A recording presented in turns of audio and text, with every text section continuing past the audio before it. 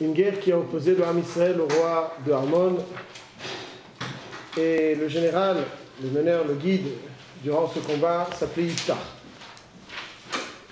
Et on nous décrit un dialogue qu'il y avait entre le roi de Ammon qui revendiquait le territoire que le Ham Israël avait conquis, lui appartenant selon ses revendications lors de la sortie d'Égypte, et Yiftach qui va lui expliquer pourquoi les conquêtes du Ham Israël nous appartiennent.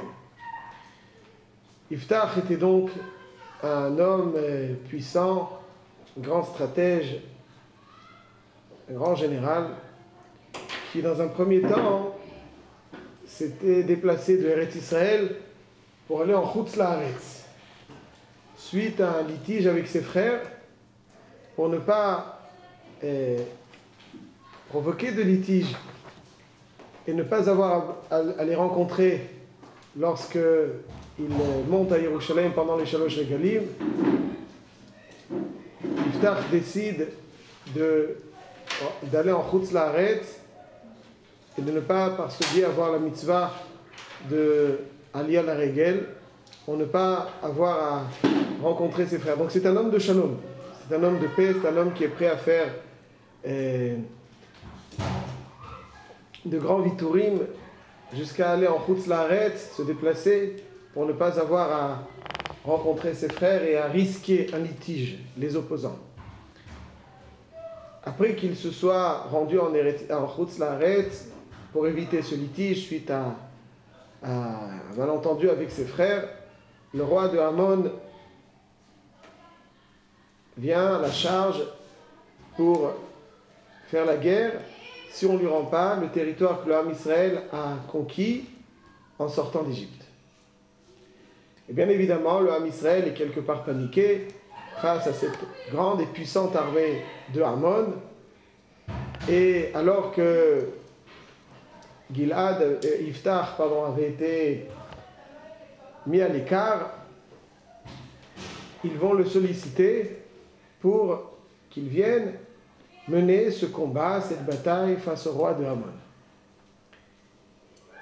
Et le roi de Ammon donc, qui dit à Yiftach, je viens faire la guerre parce que lorsque vous êtes sortis d'Égypte, il y a un territoire qui nous appartenait, donc à ma nation de Ammon, dit-il, que vous avez conquis. Et l'histoire était que Sichon avait combattu Ammon et avait conquis une partie de son territoire. Et le Ham Israël, en faisant la guerre contre Sichon, avait récupéré le territoire que Sichon lui-même avait conquis de Ammon. C'est clair? C'est clair? Il faut récupérer son territoire. Et donc le roi de Ammon veut récupérer son territoire. Mais le cheminement est clair. Et donc il y a des négociations entre Yiftach et le roi de Ammon. Et on va essayer de voir finalement face à cette revendication du roi de Ammon, quelle est la réponse qu'on peut lui offrir? Quelle est la réponse qui justifie qu'Eretz Israël nous appartienne? Effectivement, Eretz Israël, cette terre, ce territoire lui appartenait. On est venu, au combat, on le prend. Mais pourquoi véritablement il nous appartient?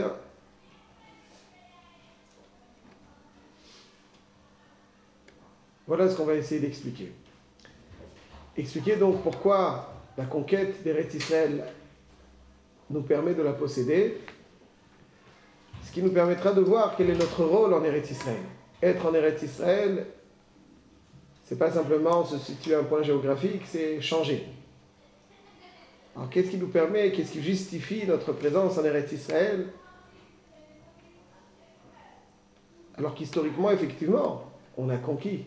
Hachem a décidé de nous la donner. Mais est-ce qu'il nous l'a donné sans condition? Et pourquoi cette condition est-elle soumise? Il y a une condition. Si on est fidèle à la Torah Mitzvot, il nous donne Eretz Israël. S'il n'y a pas ça, alors quel est le sens de cette condition? Ça nous permettra donc de voir qu'est-ce qui nous permet de posséder Eretz Israël quand nous remplissons les conditions. Et quelle est donc la réponse que fournit Iftach au roi de Hamon pour lui expliquer que non. Jadis, certes, ce territoire était le sien, mais dorénavant, parce que nous avons respecté certaines conditions, cette terre nous appartient. Voilà ce que nous avons essayé d'expliquer. C'est clair? Okay. Alors pour bien expliquer cela, on va essayer d'étudier un petit sujet, un petit thème rapide, mais important, qui nous permettra de bien saisir qu'est-ce qui nous permet d'atteindre, de posséder certaines choses. La paracha de Chukat parle, en son début, des lois de pureté et d'impureté. Ensuite, elle parle des conquêtes de Sichon, le territoire de Hamon, comme on l'a dit, et le Ham Israël qui va ensuite conquérir Sichon et qui va prendre cette terre de Hamon. Y a-t-il un lien entre les deux thèmes? La réponse est oui. Il y a un lien entre ces deux thèmes, comme on va essayer de le voir. Comment les lois de pureté et d'impureté sont-elles actuelles? Aujourd'hui, a priori, nous n'avons plus les restrictions, nous n'avons plus la possibilité, de nous défaire des restrictions des lois de pureté et d'impureté. Quelqu'un qui est impur ne peut pas accéder à certains endroits dans le Beth Amikdash, dans le Harabaït. C'est pour ça que ça nous limite dans notre accès au Harabaït. Quelqu'un d'impur ne peut pas consommer certains aliments, des korbanot, de terouma. De toute façon, on est impur. Alors, cette description qui nous invite à la purification, comment est-ce qu'elle est actuelle aujourd'hui? Qu'est-ce qu'on peut retenir de cette paracha? C'est une description qui, a priori, est plus actuelle, qui parle d'une époque idéale du Beth Amikdash où les lois de pureté et d'impureté étaient en vigueur. On avait la possibilité de se rendre pur grâce à la vache rousse. Aujourd'hui, ce n'est plus le cas. Alors, comment actualiser un petit peu cette notion de pureté et d'impureté aujourd'hui? En quoi est-ce important de se rendre pur, de se débarrasser de toute forme d'impureté?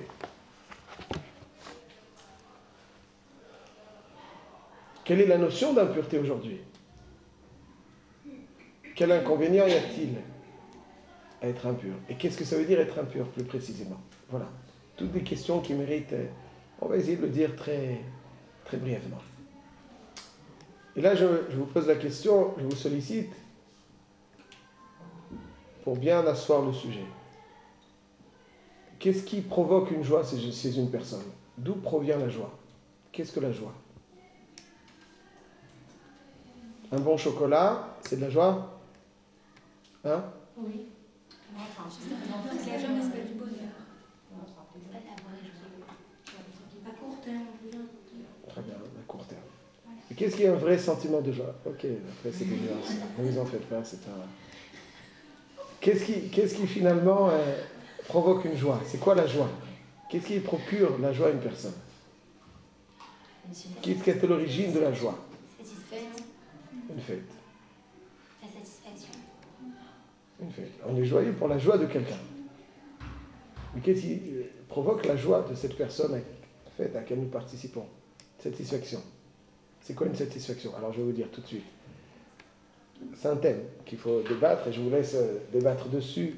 Mais ce qu'on peut dire très rapidement, c'est que la joie, en général, c'est l'expression d'une connexion, d'un ralliement à un objectif qu'on a attendu ou à un être qui va nous compléter. J'explique. Toute personne est manquante, fondamentalement manquante. Quand elle est isolée, seule, elle est manquante. Hachem n'a pas créé un être complet. Un être, un individu, n'est pas complet. Il a forcément besoin d'autre chose qui va venir le compléter. Lorsque on se connecte aux éléments qui nous manquent et qu'on a donc un sentiment de plénitude, alors ça peut être des éléments qui nous manquent parce qu'on a fixé des objectifs qui nous manquent, donc atteindre cet objectif nous emplit, nous complète, nous sommes manquants sur cet objectif nous apporte une forme de complément. Il y a une multitude de choses qui peuvent apporter une forme de complément à un être. Le fait d'apporter le complément, ça le réjouit. Donc, la simcha, c'est la shlemut. C'est être shalem, c'est être entier, être complet. Parce que nous sommes fondamentalement manquants. Nous avons des objectifs qui vont nous compléter. Nous avons des êtres qui vont nous compléter. Et à chaque fois que nous nous connectons, nous rallions à un objectif qui comble un manque, ou bien un être qui comble un manque, alors c'est ça la joie.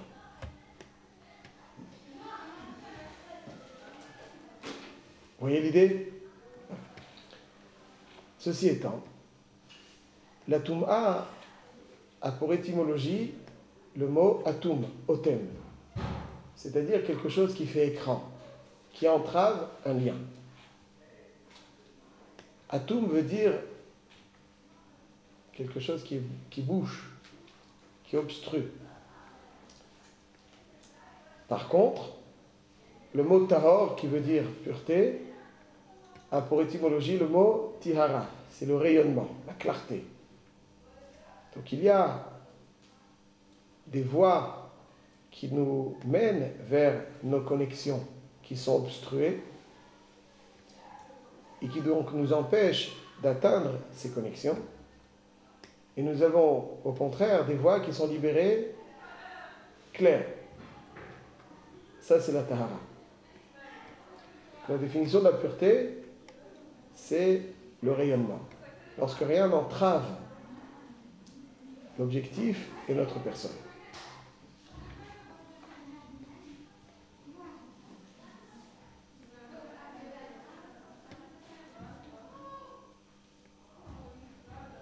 Quand il y a une réalité spirituelle qui s'appelle la Toum'a, qui nous empêche d'entrer dans le Beth Amikdash parce que nous ne sommes pas suffisamment à la hauteur, connectés avec des éléments qui nous imprègnent de Kedusha pour accéder ou consommer certaines choses. C'est ça la définition de la Toum'a et de la Tahara en gros. Or, aujourd'hui, il y a une multitude de choses qui peuvent entraver, obstruer les éléments auxquels on devrait se connecter. Bien évidemment, en premier lieu, il y a des connexions virtuelles. C'est-à-dire qu'aujourd'hui, certaines personnes vivent dans les connexions du virtuel. Ces connexions virtuelles distraient, mais ne peuvent en aucun cas remplacer la connexion réelle. Lorsqu'on manque de connexion avec ceux avec quoi on doit être connecté, c'est là où on sent un manque. Distraction n'est pas joie. Oublier, c'est pas de la joie. C'est oublier. La distraction, c'est juste un moment de détente ou quelque chose qui, quand on est un peu tendu, on se distrait. Mais ça ne remplace pas la joie. C'est juste un petit moment, mais c'est pas ça la joie. Donc il y a une multitude de choses qui menacent ce lien. Et c'est ça la Toum'a. Vous pouvez vous rendre compte très certainement que dans certaines maisons, certaines personnes que vous côtoyez, dans une maison ou dehors, certaines personnes qui sont présentes sont en réalité absentes. Vous avez déjà vu des gens présents qui sont absents dans un cours, par exemple. Vous voyez tout de suite, pas ici. Mais il y a des gens qui sont présents, mais en fait, ils sont absents. Tout de suite, vous voyez, ils sont absents. Ils ne sont pas là. Ils sont là, leurs amis, ils sont là. Il y a des gens à table de Shabbat, ils sont présents, mais en fait, ils sont absents. On les sent ailleurs. Ils ne sont pas connectés avec les éléments de leur famille, avec lesquels ils vont être bien ralliés, bien rattachés. Ils sont absents. Pourquoi? Il y a mille et une raisons, malheureusement. Mais ils sont absents. Donc, ils sont pas... On ne peut pas être heureux quand on n'est pas... Alors, c'est de la Toum'a qui entrave les liens. Quand il y a de la Toum'a, ça entrave les liens. Donc il y a des éléments qui viennent se substituer des fois à ces connexions qui sont illusoires, ou des éléments qui viennent perturber ces connexions.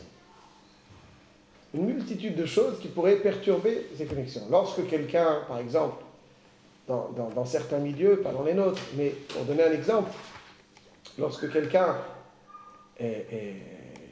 a, khalila, une connaissance quelconque, amicale même, avant un mariage, il se dit juste, un petit peu amical, c'est pas du sérieux, bien évidemment. La mano.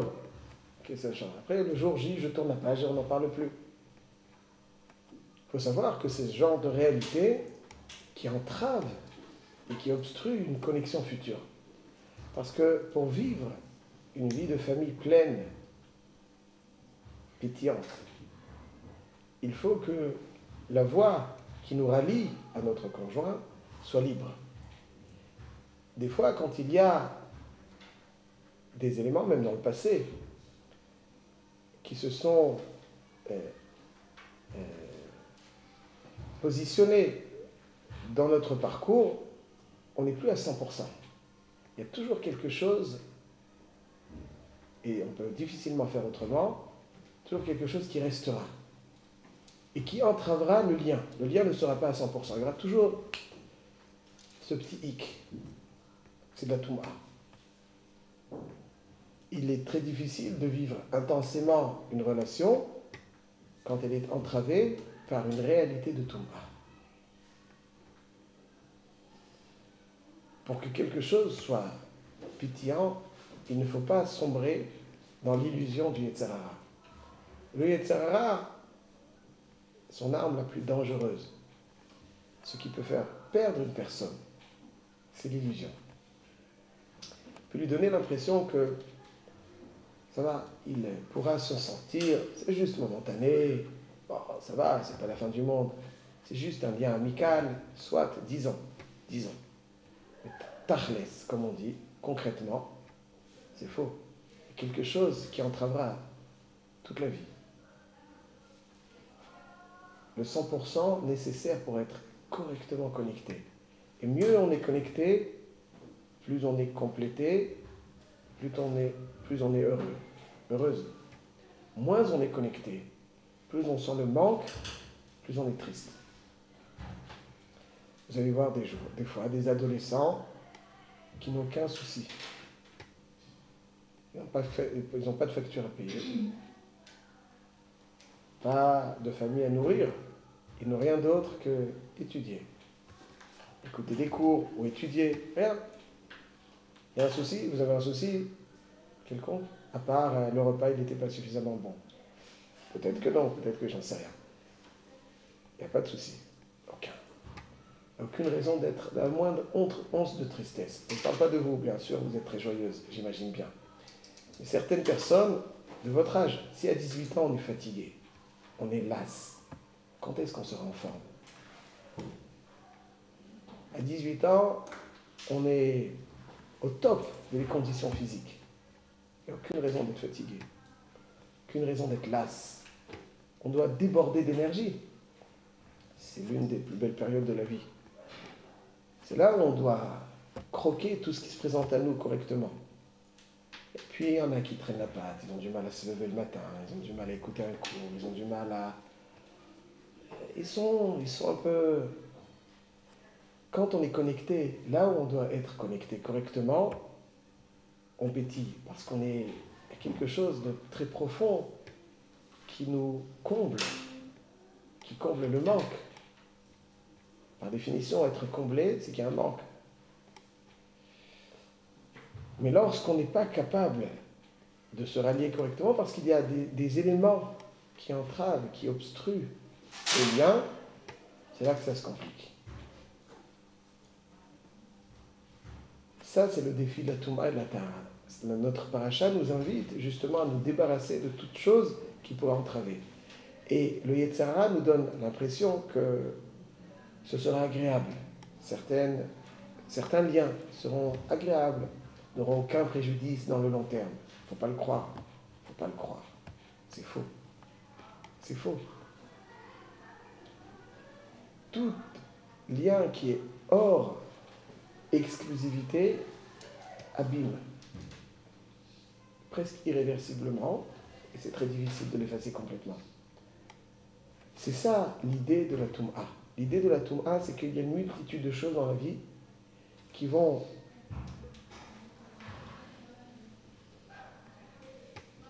encombrer les voies qui nous mènent vers les objectifs, qui nous vont encombrer et abîmer l'accès vers l'objectif qu'on s'est fixé, ou bien abîmer le lien avec les êtres avec lesquels on devrait être connecté. Il y a une multitude de choses comme ça. Quelqu'un qui devrait travailler certaines choses, certaines valeurs, il a la tête ailleurs. Alors, ces éléments qui lui mettent la tête, qui font qu'il a la tête ailleurs, ben, c'est des réalités qui entravent son évolution. Parce que finalement, oui, il n'a pas la tête là où il devrait l'avoir. Il n'est pas mechoubar, même à Macho. Ouais, je prends un exemple simple, il doit se rattacher à la Gemara, c'est ça son but. Il y a plein de choses qui pourraient embrouiller sa tête et la polluer, l'empêcher d'être mitraber à la Gemara. Il y a quelqu'un qui devrait être mitraber à des divrei Torah. Il y a des choses qui polluent ce lien. Ça, c'est de la Toum'a. Il y a des réalités qui entravent le lien qu'on devrait avoir. Et plus on entrave le lien, moins il est intense, moins on est heureux. C'est ça qui est dommage. Le Yetzirah, il essaie toujours de nous dire « Ah, tu vas te détendre, lâche-toi un petit peu, c'est pas grave, ça va. » Mais dès qu'il nous fait ça, en réalité, il nous rend beaucoup plus tristes. Il nous donne l'illusion d'être plus heureuses. Mais c'est faux. Il nous rend beaucoup plus tristes parce qu'il porte atteinte au lien qu'on devrait avoir avec les choses. L'intensité du lien. On ne sera jamais aussi heureuse que quand le lien sera intense. On ne sera jamais heureuse que quand on aura su nous débarrasser de tous les éléments qui se dressent sur les voies des connexions que nous devons avoir. On ne sera jamais heureux que quand on saura se débarrasser des connexions illusoires pour vivre intensément les connexions de la réalité. Ça, c'est la Toum'a, ça, c'est la Tahara. Donc oui, la Toum'a et la Tahara sont d'actualité parce que la Toum'a, des fois, elle nous empêche, comme elle nous empêche d'arriver au Beth Amikdash, elle nous empêche d'accéder à nos objectifs. Et elle nous empêche de savourer certains liens. Je vous écoute tout de suite. Je donne un exemple. Un exemple très simple. Une maman, elle a un secret que moi, en tant qu'observateur, j'admire avec beaucoup de stupéfaction et de profonde admiration.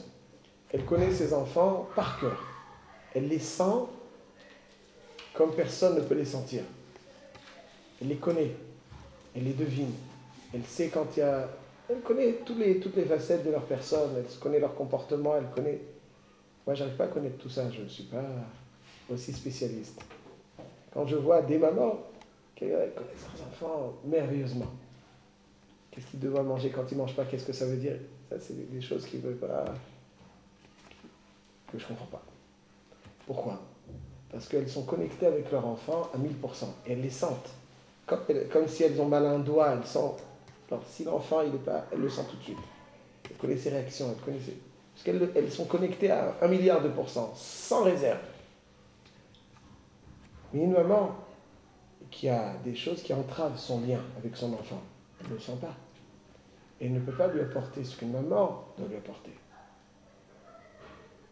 Des fois, quand je vais dans le bus, ça m'arrive, heureusement, des fois d'être dans le bus, c'est ça qui me permet un petit peu une fenêtre sur le monde qui est à l'extérieur de la Torah.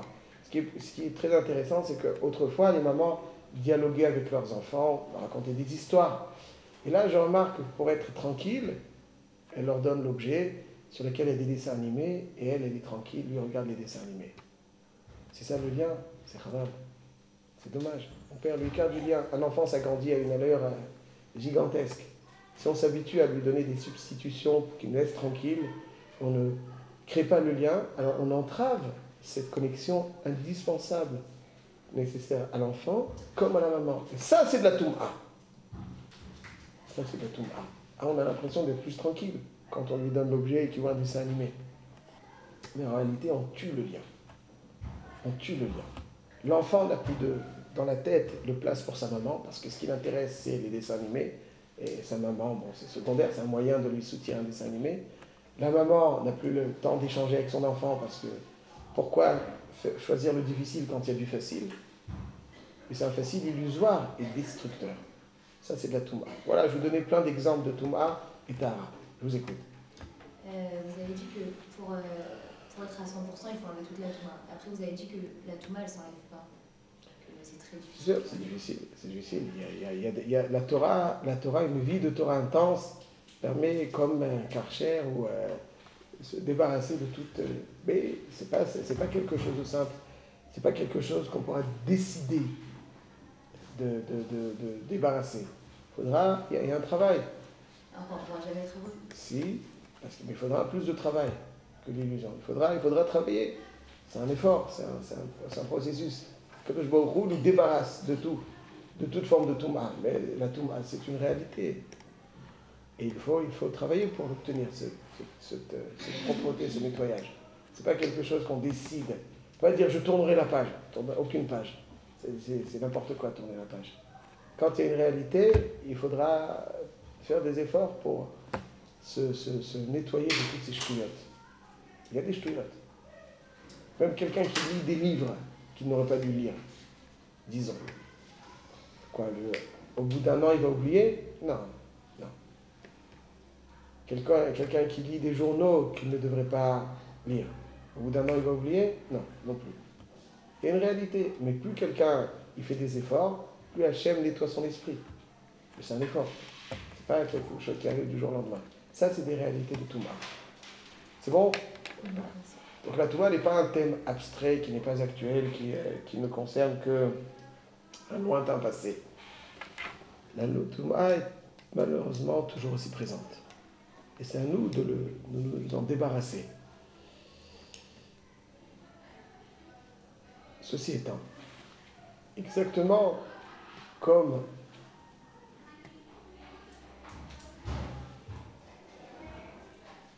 pour atteindre ce lien à 100%, il nous faut de la Tahara et nous débarrasser de toutes les Toumot qui entravent ce lien.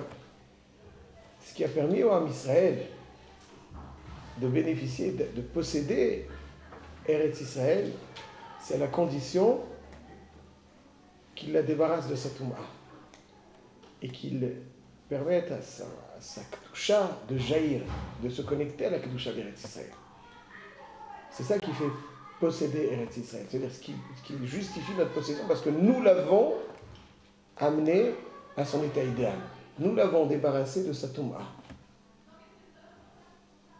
Eretz Israël, quand il y avait les nations de Canaanim, était une terre qui n'était pas forcément, qui était comme une écorce.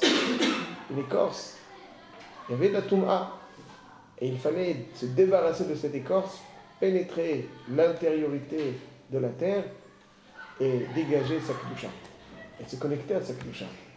Et c'est ça finalement qui nous a permis de posséder Eretz Israël, parce que c'est nous qui lui avons donné sa forme idéale. C'est nous qui l'avons, d'une certaine façon, innové. C'est nous qui l'avons donné tout son sens. Donc elle nous revient, parce que nous l'avons amené à son état le plus idéal, tel qu'Hachem voulait qu'il soit. Le Sfat Emet explique, c'est ça le pshat dans le premier Rashi de la Torah. Le premier Rashi de la Torah est marqué. Pourquoi que le Jborou commence par la description de la création? Koach Ma'asav, un passage dans Teilim qui dit Koach Ma'asav Yigid Le'amo, la tête Lahem Lachalat Goïm. Alors, le sens premier, c'est dire Koach Ma'asav Yigid Le'amo, que le Jborou a décrit aux hommes la création pour leur offrir Eretz Israël, qui a appartenu jadis au Goïm. Quelque part, c'est lui qui a décidé, il leur a donné un mois, après il leur a donné. C'est vrai, c'est le pshat. Mais quand on voit un petit peu plus profondément, on nous dit le Sfat Emet, Koach Ma'asav Yigid Le'amo, Yigid Lashon Neged, il a confronté son action à son peuple, afin que son peuple répare, vienne à bout de cette confrontation, se débarrasse de la Touma, pour grâce à cela posséder Eretz Israël. La tête Lahem, la Chalat Goïm.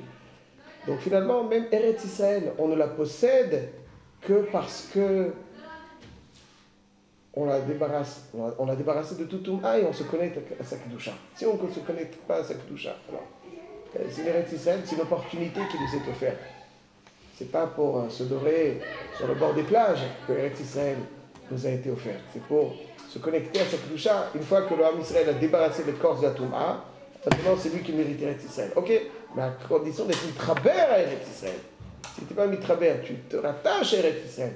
Tu profites d'Eretz Israël, tu profites de l'opportunité qu'Eretz Israël t'offre. Autrement dit, tu dois être en Eretz Israël beaucoup mieux que ce que tu n'étais en France. Et c'est pour ça qu'en Eretz Israël, pour être mieux, il y a certaines conditions. C'est pas stam en se laissant aller qu'on va devenir mieux. Eretz Israël est exigeante, c'est une terre exigeante. C'est une terre qui exige qu'on lui montre vraiment qu'on est intéressé par elle. Sinon, elle ne s'offre pas. C'est ça que Yiftach donne comme explication au roi de Hamon. Le roi de Hamon disait, c'est notre territoire, certes. Mais Hachem, il nous a riche là nous. Hachem nous a permis de débarrasser Eretz Israël de sa Touma, et donc il nous l'a donné. Le Sfatemet explique, c'est ça qu'on dit dans le Odul Hachem Kitov Kilam Chasdo. Il y a 26 Kilam Chasdo. Vous connaissez Odul Elokim Kilam Chasdo. Odul Adonai Adonim Kilam Chasdo. Il y a marqué Venatan Artsam Nachala Kilam Chasdo. Nachala l'Israël Amo Kilam Chasdo. C'est la même chose. Deux versets qui disent Venatan Artsam Nachala. Nachala Israël Amo, c'est la même chose, non? Il a donné en héritage à son peuple. C'est la même idée. Et le Sfatemet, c'est deux choses. Venatan Artsam Nachala, il a permis au Ham Israël de se débarrasser de la Touma. Débarrasser de la Touma d'Eretz Israël. Nachala. Nachala, c'est une lachon Nachal. C'est un fleuve qui jaillit et donc il y a un lien. Ensuite, grâce à cela, il l'a donné. Ça veut dire déjà, ça c'est déjà quelque chose de bien qui nous a aidés à vaincre cette Touma. Mais ensuite, grâce à cela, c'est déjà en soi un objectif. Purifier le monde. Mais ensuite, grâce à cela, il nous a donné Eretz Israël. Ça c'est un deuxième objectif. Voilà, que même pour Eretz Israël, pour véritablement la mériter, il faut débarrasser tout ce qui pourrait entraver le lien avec l'essence de la terre. Un lien superficiel n'est pas un lien qui suffit. C'est pour ça que pour mériter Eretz Israël, il faut un lien avec l'essence d'Eretz Israël. Et voilà pourquoi Eretz Israël appartient au Ham Israël, parce que d'abord, c'est lui qui les a. Donc c'est Eretz Israël. Il va falloir maintenant mériter et profiter de cette opportunité qui nous est offerte. C'est à nous de le faire. Mais c'est nous qui avons débarrassé la Touma. Celui qui débarrasse la Touma, il se rallie à l'objectif. Donc on a débarrassé la Touma, on s'est rallié à Eretz Israël. Dorénavant, éternellement, Eretz Israël est à nous. Mais on pourra véritablement profiter d'elle qu'à la condition qu'on soit à la hauteur pour nous rattacher à cette essence, à cette intériorité profonde que nous propose cette terre qui est unique. Ça, c'est donc la réponse de Yiftach au roi de Hamon, qui malheureusement ne va pas accepter cette réponse, qui va rentrer en guerre et évidemment la perdre, parce que lorsque l'homme Israël est dans cette perspective, alors évidemment, il mérite Eretz Israël et personne ne peut le menacer. Voilà donc ce qui nous permettra de vivre en Eretz Israël avec toute la quiétude que l'on espère et profiter pleinement de cette terre unique, toutes les opportunités qu'elle nous offre. Voilà.